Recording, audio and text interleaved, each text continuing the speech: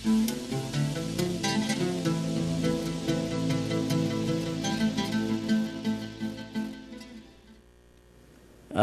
pemirsa TV yang dimuliakan Allah, kita lanjutkan menjawab pertanyaan dari ibu tadi. Yang penting kita jaga salat 5 waktu, jangan tinggal. Kalau mundur sedikit keimanan kita, kalau ketimbang di musim kita sedang melaksanakan umrah atau haji, memang di situ meningkat. Kalau kita pulang kampung menurun karena pengaruh-pengaruh harta, pengaruh dunia dan sebagainya. Tapi yang penting jangan tinggal salat 5 waktu. Dan di bulan Ramadan kita naikkan lagi frekuensi keimanan kita itu.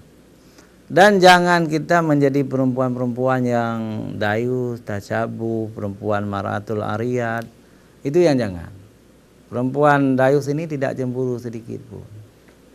Jadi istri pacaran kita biarkan aja, tahu-tahu nanti sudah kawin lain, baru jadi masalah. Cegah suami kita. Kalau kita tahu ini perlu dipegang sekali-kali punya suami, lihat-lihat aja. Dan sebaliknya, saya letakkan HP saya di atas meja itu. Saya lihat istri saya lihat-lihat juga, nggak apa-apa. Ada yang ditanya, siapa ini bang? Ini kan pemirsa. Ustaz menjawab, saya bilang. Padahal puisi-puisinya sudah menjurus nostalgia masa lalu. Gitu. Tapi terbuka itu bagus antara suami istri. Tidak boleh juga kita menjadi perempuan yang tasyabuh, meniru-niru artis, pakaian sempit, pakaian tipis, atau make up berlebih-lebihan. Jangan lagi nanti, yang sudahlah, gitu ya. Tidak boleh juga maratul ariyat. Ini perempuan yang berpakaian, tetapi telanjang. Artinya perempuan pakaiannya tidak sesuai dengan syariah. Kan banyak. Kalau nggak percaya, hadir aja misalnya besok ada undangan pesta perkawinan anak mantan rektor Unsyah, Pak Darni Daud. Itu kita lihat bapak datang dengan peci haji, dengan pakaian yang sangat islami. Kadang-kadang bapaknya juga pakai pakaian panjang, jubah haji. Begitu turun ibu dari mobil mewah, na'udzubillah min dzalik. Itu tidak benar itu. Kenapa ibu-ibu cenderung ke situ? Karena meniru Syahrini, gitu kan? Meniru. Jangan tasyabuh. Jadi tirulah anak Rasulullah, Fatimah yang sederhana, Aisyah yang sederhana. Jangan meniru perempuan-perempuan modern itu. Lalu salat Jumat. Salat Jumat diwajibkan kepada laki-laki saja, sedangkan perempuan tidak diwajibkan. Tetapi bila seorang perempuan ikut salat Jumat, sama pahalanya dan sama juga gugur kewajiban zuhurnya. Kita ikut salat Jumat, nggak usah lagi salat zuhur. Perempuan sama dengan laki-laki. Tapi kalau saya tidak pergi Jumat Pak, karena saya tidak wajib. Ibu-ibu silakan salat zuhur di rumah. Tapi bagi laki-laki tidak sah salat zuhur di rumah hari Jumat, karena wajib ke Jumat.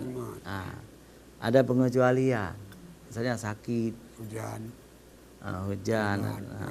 Jadi odor itu boleh laki-laki itu salat zuhur di rumah.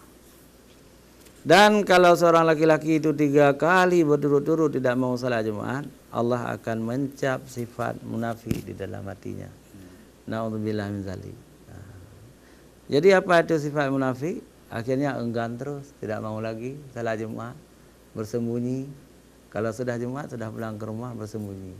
Padahal sudah dicap oleh Allah sifat munafik dalam hati laki-laki itu. Na'udzubillah min dzalik. Baik, kita baca dulu dari SMS tadi ya.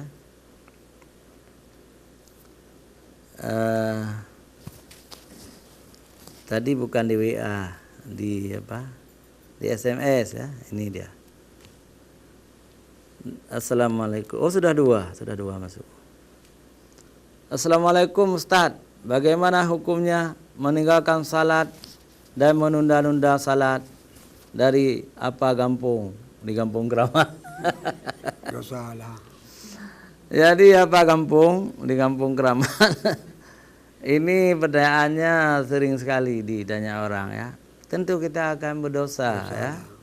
Salat itu tidak boleh ditinggalkan. Jadi dia harus ada 17 rakaat sehari semalam, 5 waktu. Salat zuhur ada, salat maghrib ada, salat isya ada, ya? Subuh tidak ada, semua ditolak oleh Allah. Allah baru menulis menaikkan ke langit lewat malaikat kalau sudah lengkap 17 rakaat. Salat lain ada, salat maghrib enggak ada, ditolak juga semuanya. Ini kebanyakan orang tidak belajar agama, tidak tahu. Akhirnya kadang-kadang orang salat maghrib aja, salat isya aja berjemaah lagi. Tapi salat subuh sengaja ditinggalkan. Semua ditolak. Dan masalah salat ini sangat luar biasa, dia itu kunci ibadah-ibadah yang lain. Kalau salat tidak ada, yang lain juga ditolak, tidak diterima. Dan orang-orang yang sengaja meninggalkan salat ini termasuk kufur, kafir. Man taraka sholata muta'ammidan faqad kafara jiharan. Barang siapa meninggalkan salat dengan sengaja, sesungguhnya dia kafir yang nyata. Na'udzubillah min dzalik. Mudah-mudahan tidak ada di antara kita yang sengaja menunda-nunda salat. Bagaimana? Ini juga bahaya. Jadi dalam Al-Quran disebut wailul lil musallin, neraka wailah atau celaka bagi orang-orang yang salat. Kok orang yang salat itu celaka? Rupanya karena alladzina hum an salatihim sahun. Karena salatnya itu tidak serius, menyanyiakan waktu salat.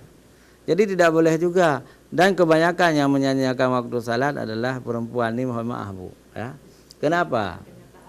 Karena perempuan itu sudah make up, nanti habis semua make upnya gitu. Akhirnya dibiarlah salat asarnya tinggal. Itu dosa besar. Ya. Laki-laki ada juga gitu kan. Jadi jangan kita salahkan perempuan saja. Laki-laki juga ada yang mungkin sepatunya tidak mau dilepaskan, sepatu baru, atau pakai celana yang sangat ketat, nggak bisa ditarik ke atas. Akhirnya tidak salah juga. Jadi semua itu adalah dosa. Bagaimana supaya mereka merubah?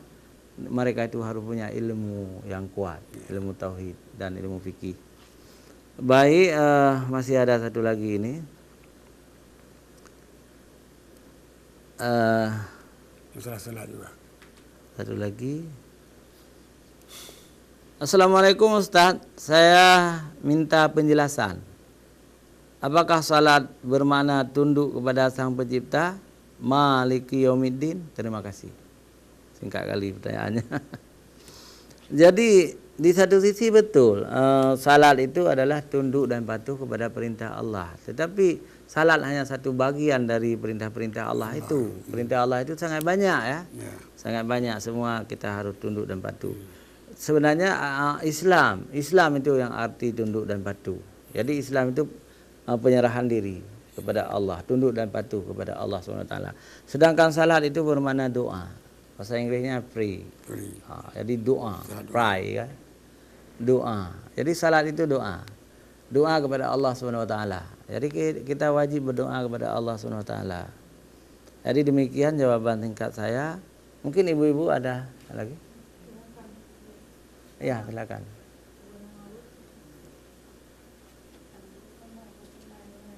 Waalaikumsalam warahmatullahi wabarakatuh. Armiati, saya ingin bertanya Ustadz. Pertanyaannya adalah salat itu ada, tetapi maksiat juga ada. Itu bagaimana? Terima kasih. Assalamualaikum warahmatullahi wabarakatuh.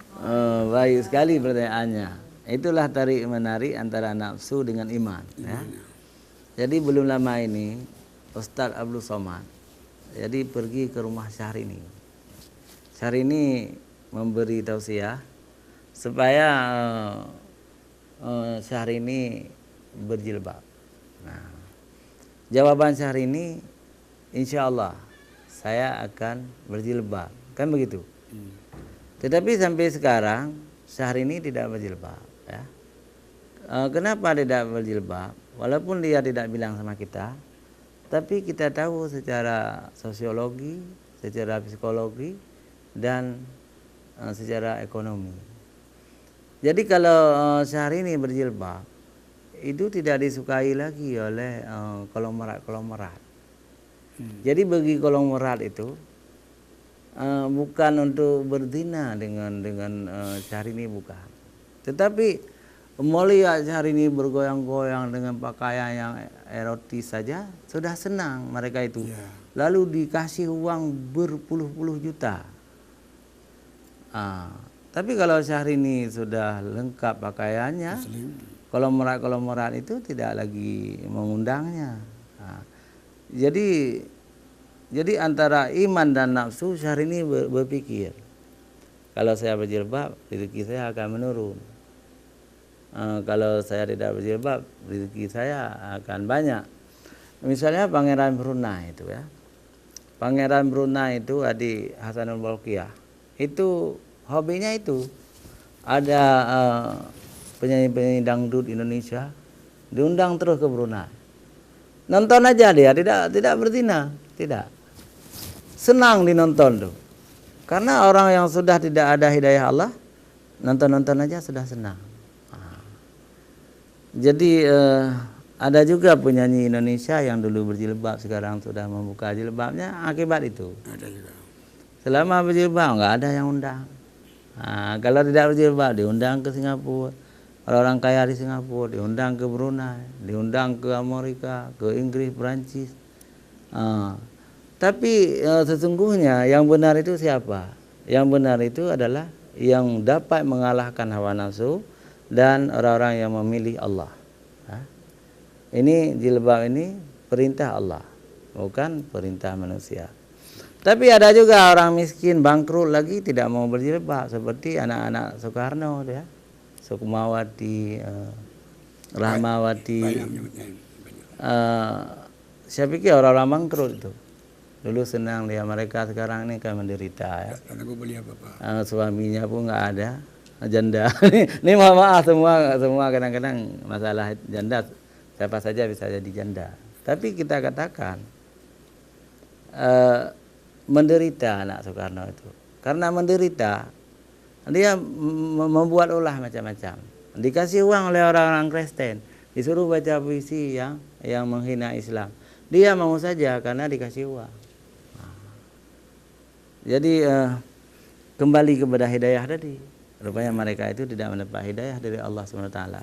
Dan kita sebagai Muslim, mereka juga Muslim, kita tidak boleh terlalu membenci mereka. Justru kalau perlu kita berdoa supaya Megawati diberi hidayah oleh Allah, Sukmawati diberi hidayah oleh Allah, Rahmawati diberi hidayah oleh Allah, karena mereka adalah saudara kita juga, seagama dengan kita. Cuma kita telah duluan mendapat hidayah, mereka sampai sekarang belum mendapat hidayah. Jadi pemirsa TV yang dirahmati Allah, waktu juga sudah meninggalkan kita, sayang sekali. Dan insya Allah mudah-mudahan di lain kali ibu-ibu bisa mendampingi kami pula, insya Allah.